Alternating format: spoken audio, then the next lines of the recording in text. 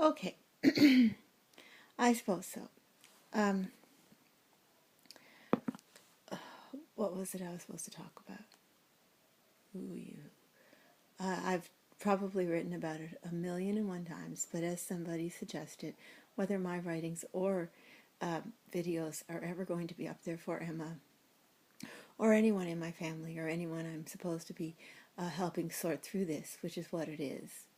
It's, years ago, I wrote about how I'm aware, I guess, in heaven, perhaps when we're trapped at other people, perhaps when God sends me to look at it or I'm forced to look at it through a camera, about how we were trying to get ourselves to understand things to do with our eternity and to do with how our families have been trapped as slaves in even other countries, spiritually or bodily or some way. And we have to make ourselves understand for our eternity.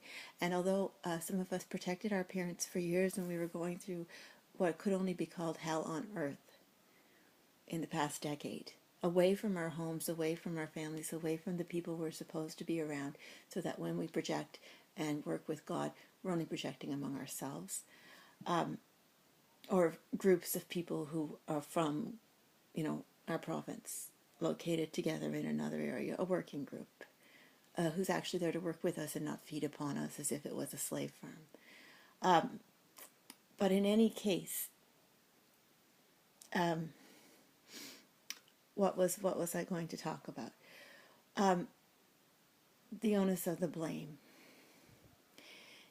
If I had multiples, instead of just being aware of spirituality and my subconscious and lines out for God, and this was the one God said not to protect your parents, but not to have them sent off the aged without understanding the eternity and without understanding their role on earth and without understanding everything. That was in one of my recent readings. If somebody isn't aware of spirituality and can to be able to separate themselves from the spirits or the body mass that plagues them, or at least be aware to say that this is coming out of my mouth and I really am not controlling it very well right now, but it isn't me.